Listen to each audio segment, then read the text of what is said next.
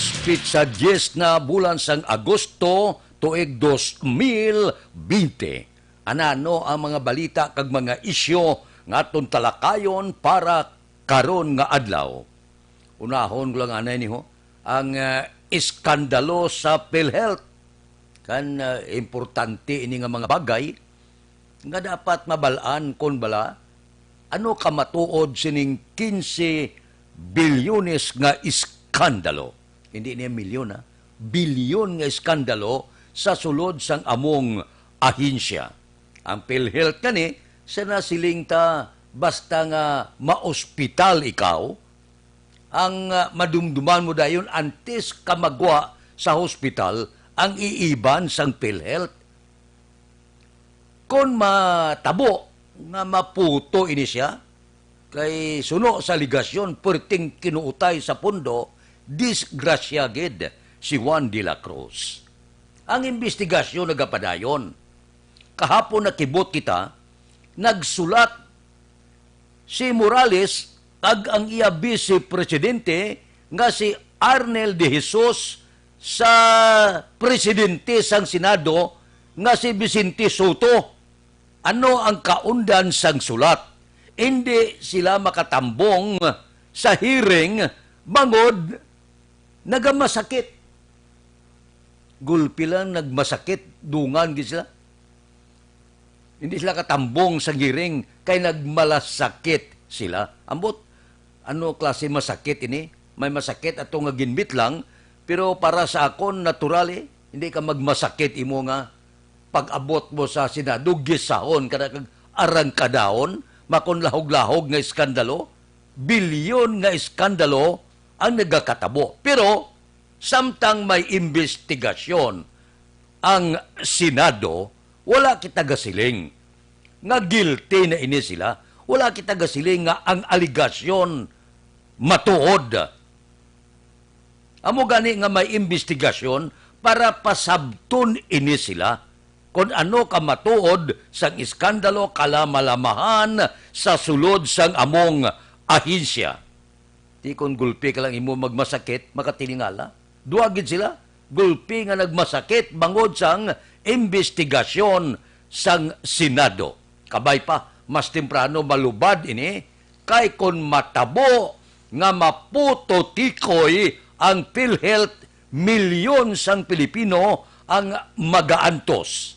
Amo lang ang ginasaligan nga makabuhin-buhin sa balayran, maiskandalo pa, bangod sining karon na ginatutukan nga isyo, kinuutay pundo sa PhilHealth. Ang taon ta kon ano ang reaksyon kon si Presidente Rodrigo Duterte panyati. Wala ton tanay ang investigasyon. Kay una niya nga pahayag, hindi iya pagpahalinon si Morales mo. Retired general, ti kalamanan sa mga ahensya sa gobyerno, ang gapungko retirado nga mga military. Palangga sang presidente mo, ang militar. Ti ilang taon ta, kung ano ang matabo sini sa PhilHealth, kung madiskubrihan ang kamatuuran, ba kadako ba, bilyon kag hindi milyon ang nakataya sa isyo sa iskandalo sa PhilHealth. Aksyon Radio Philippine Standard Time, las 6:39. Mabalik kami pagkatapos ini.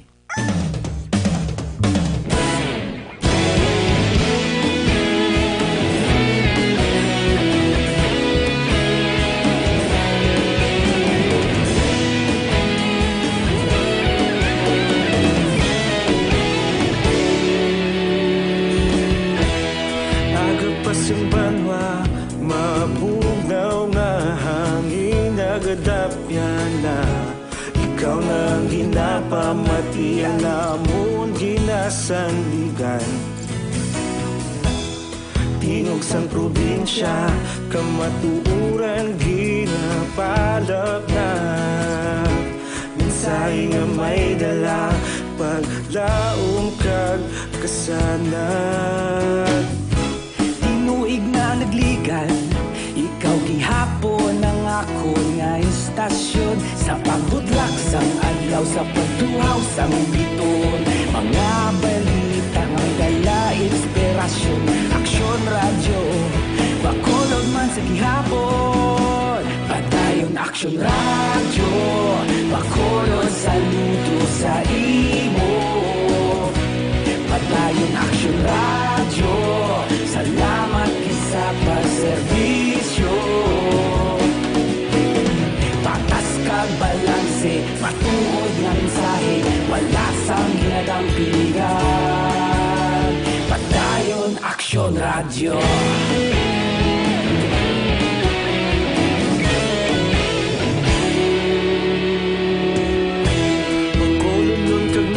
Sanon inyong pamatian, stasyon nga nagapalaplag sang kamaturan. Mabakod nga prinsipyo, reporter handa sa serbisyo. Kahapon, karun kag sa gihapon, kita magapadayon. Tinuig na nagligan, ikaw gihapon ang akon nga estasyon. Sa pagbutlak sang adlaw, sa pagtuhaw sang biton. Mga balita na may dala inspirasyon, aksyon radyo, bakolod man sa gihapon. Padayon aksyon radyo, bakolod saludo sa imo. Padayon aksyon radyo, salamat kit sa pagserbisyo. Patas kag balanse, matuod nga mensahe, wala sang ginadampigan. Padayon aksyon radyo. Una sa balita, una sa aksyon, sa Bacolod Aksyon Radio. Una sa balita, una sa aksyon, sa Bacolod Aksyon Radio. Ikaulog na ngay, sa anong ang kalintangan. Responsable nga pagbalita, pagdayon na ipalangnan. Malasig pero sigurado, aksyon na may dala pagpalanggan.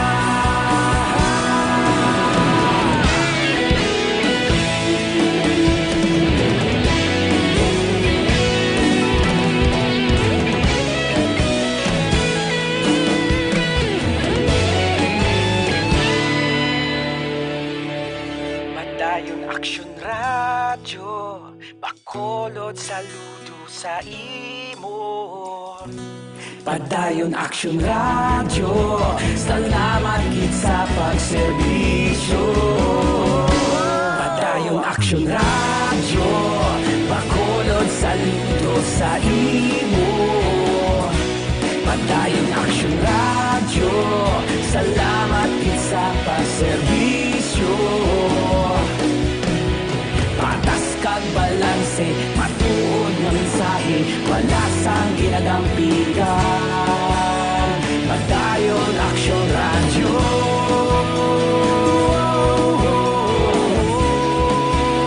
Padayon aksyon radyo.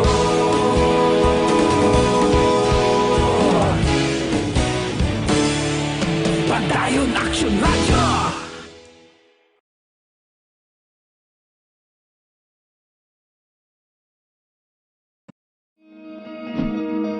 Para labanan ang banta ng COVID-19 sa ating bansa, mahalaga ang kooperasyon ng bawat isa. Ang pananatili sa loob ng bahay ay isa sa pinakasimple pero pinaka-epektibong paraan para hindi kumalat ang virus. Kunwari, ikaw ang tuldok na ito. Malusog ka at malakas. Aksyon Radio Philippine Standard Time, las 6:45 na. Amo nang siling kuhalin pa sang una, hindi ta pagkamul-kamulon ang pagbukas sang klase. Agosto 24 na, gasala-sala ang iban nga mga manunudlo. May pila ka mga pag-apila sa Department of Education nga kinahanglan hindi anay pag-ipatuman ang klase pa isulon anay kay kadamo pa sang mga manunudlo nga hindi preparado. Ari pagido, ginakulang sang material. May pila kita ka mga kilala nga manunudlo, kapangabay ganimo. Nya kung may mo mabuligan, matagaan mga bond paper, kag iban pa. Kay ginakulang gid, no? Ti gadulong kita, gabulig kita, para sa mga manunudlo, hindi pagid sila preparado. Di iduso, ginaton nga iduso. Bisan hindi preparado, kapangabayang iban, paisol-isulaan ay 2-3 ka bulan, hindi pagid sila preparado. Gasiling kita nga ang tanan-tanan, okay na, sige na, abante na kita, bukas na klase, base bala magsalangisag kita, sa Pitsa 24, ginakulang sang mga kagamitan. Ang mga manunudlo, amo siniya, ang magaantos, gapangabay sila sa DepEd, hindi anay, time out ba daw, time out sa mga frontliner ba? Hindi anay, kay madamo pa ang wala sang preparasyon. Di ka pamangkot sila, iduso tagid, sino ang magasto sa kagastuhan ng DepEd? Sino magasto? Personal nga kwarta sa mga manunudlo?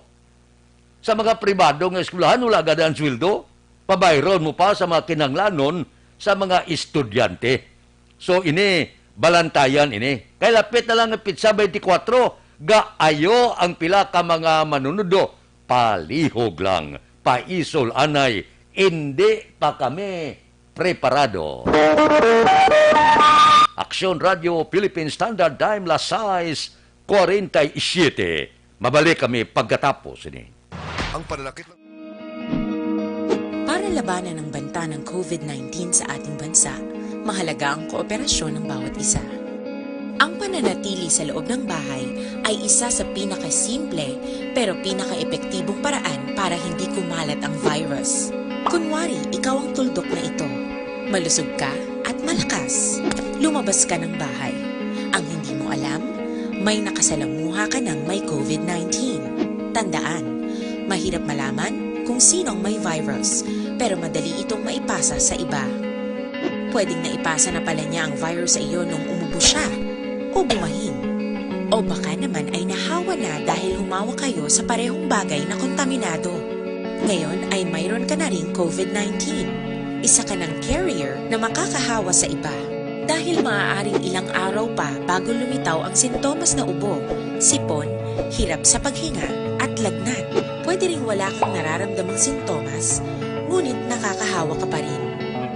Pag uwi mo sa bahay, maaari mong mahawahan ang iyong pamilya. Kasama na rito ang lolo at lola mo o ang mga magulang mo na may edad. Sila ang may pinakamahina na depensa laban sa virus. Ang mga may sakit sa puso, diabetes, high blood, at iba pang pre-existing conditions, at mga buntis, mahina ang panlaban sa COVID-19. Kapag na-infect ang taong mahina ang immune system, posibleng magkaroon siya ng malalang karamdaman at kailanganing dalhin sa ospital. Sa patuloy na paglabas ng bahay at pagpunta sa pampublikong lugar, tinatayang maaari kang makahawa ng 3 pang tao at sila makakahawa ng mas marami pang iba. 20% ng mga nahawa ay maaaring maospital at dadami ng dadami ito habang mas kumakalat pa ang virus. Bukod sa dumaraming COVID-19 patients, marami pang ibang may sakit ang nasa mga pagamutan. Ang mga pasyenteng malubhang-malubha na ang karamdaman, hindi na maaasikaso. Wala ring lugar para sa mga pasyenteng may ibang karamdaman. Kaya nating iwasan ang patuloy na pagkalat ng COVID-19 kung iisipin natin ang kapakanan ng iba. Kailangan nating isipin at kumilos na parang bitbit na natin ang virus para hindi ito kumalat pa sa iba. Sundin ang social distancing. At hanggat maaari, manatili sa loob ng bahay.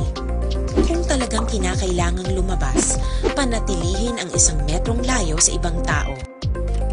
Maging malinis din sa katawan at sa kapaligiran. Parating maghugas ng kamay gamit ang sabon at tubig. At i-disinfect ang mga bagay na madalas hinahawakan. Ang mahalaga, mapabagal natin ang pagkalat ng COVID-19. Para mas kakaunti ang mga kailangang magpa-ospital, at mabawasan ang mga Pilipinong magkakasakit. Magiging epektibo lamang ito kung mananatili tayo sa bahay, sundin ang social distancing. Isang maliit na sakripisyo para sa buhay ng kapwa nating Pilipino. Tulong-tulong tayo. Let's beat COVID-19.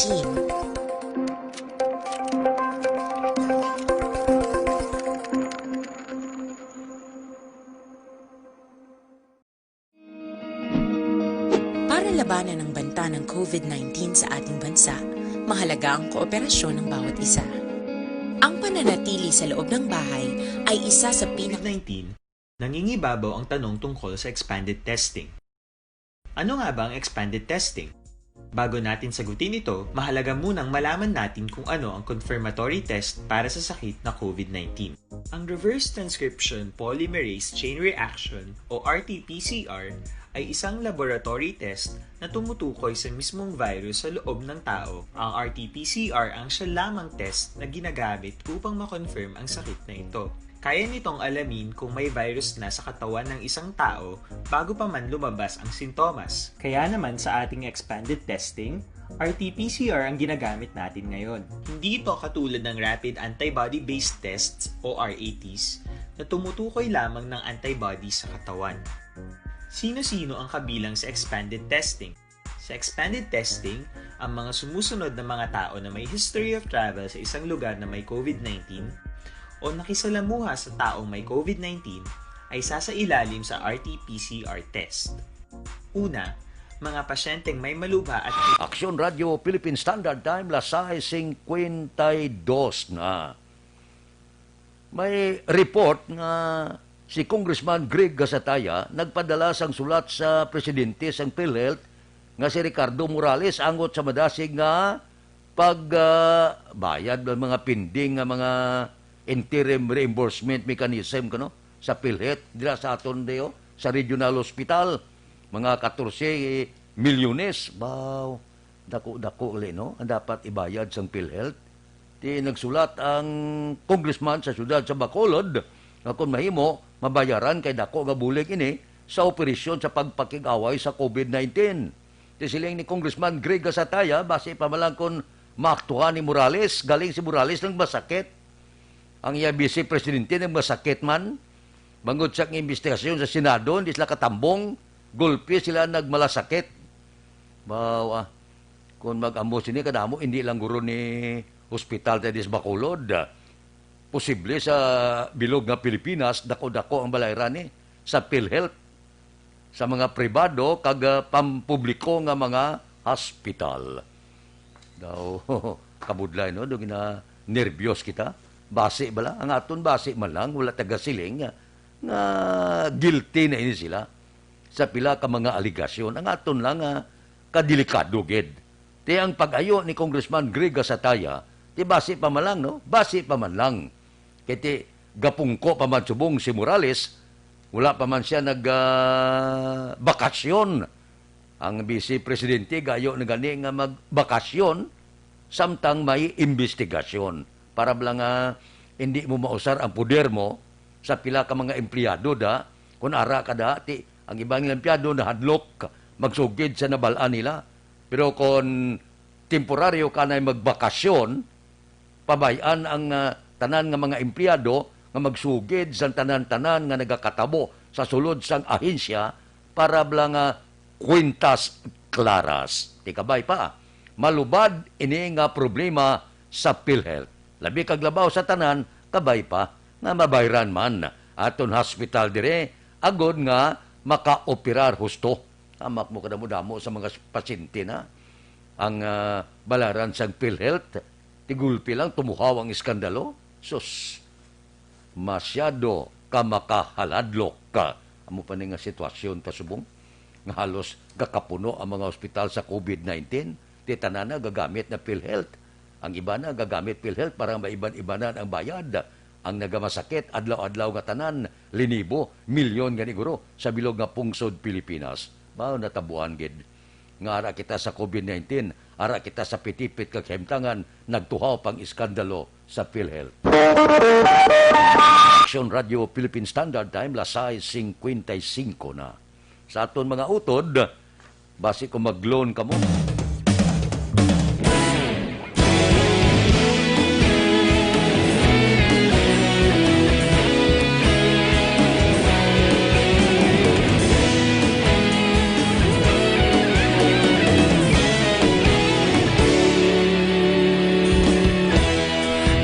Pasimbanwa, mabugnaw nga hangin nagadapya na.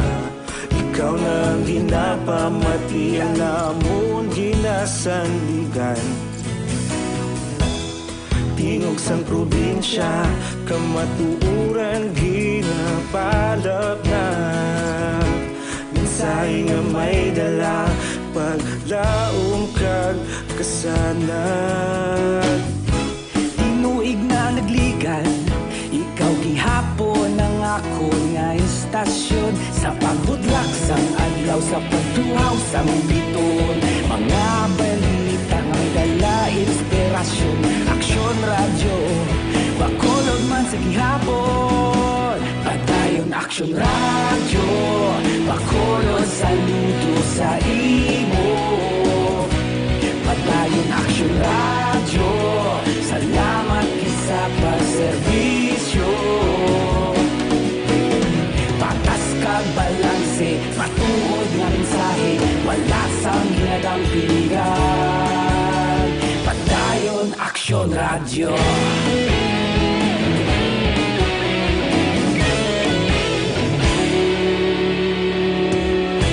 Bakolod nun kag Negrosanon, inyong pamatian.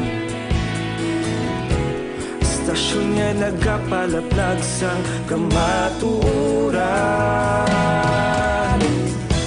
Mabakod nga prinsipyo, reporter handa sa serbisyo. Kahapon, karon kag sa gihapon, kita magapadayon. Tinuig na nagligan, ikaw gihapon ang ako nga istasyon. Sa pagbutlak sang adlaw, sa pagtuhaw sang bituon. Mga balita nga may dala, inspirasyon. Aksyon radyo, bakolod man sa gihapon. Padayon aksyon radyo, bakolod saludo sa imo. Padayon aksyon radyo, salamat sa pagserbisyo. Patas kag balanse, matuod nga mensahe, wala sang ginadampigan. Padayon aksyon radyo.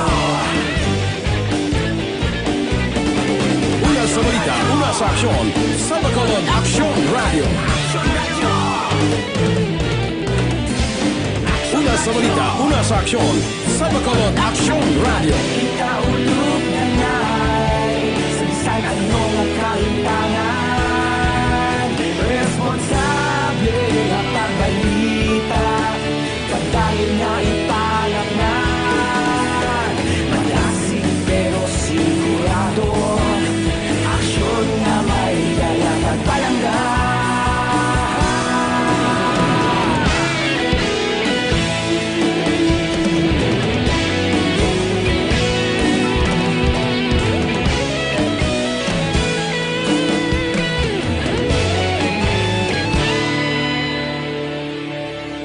Padayon aksyon radyo, bakolod saludo sa imo.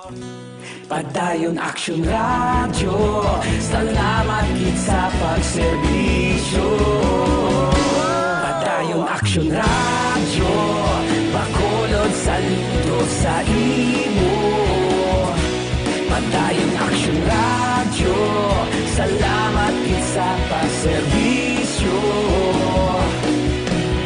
Patas kag balanse, matuod nga mensahe, wala sang ginadampigan.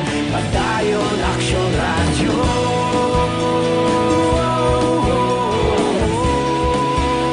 Padayon aksyon radyo.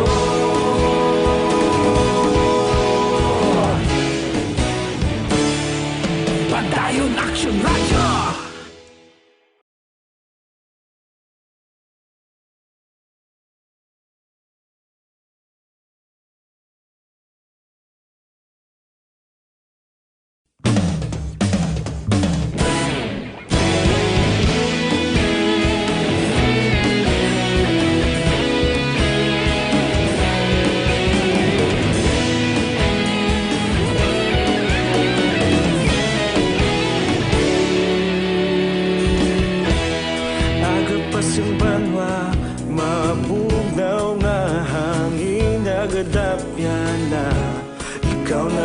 Wala pa mati ang namon ginasanligan. Tingog sang probinsya, kamatuuran ginapalap na. Minsay nga may dala, paglaong ka. Aksyon Radio Philippine Standard Time, las 7:01, standby na sa aton Aksyon Balita Morning Edition. Liwat maga duluong sa aton sa mga balita lokal, national, international, sports kag artista. Upod kita. Ay Aksyon Boy Duran kag Aksyon Andy Pinsor. Aksyon Fred Salanga. Una sa balita, una sa aksyon. Sa Bacolod, Aksyon Radio.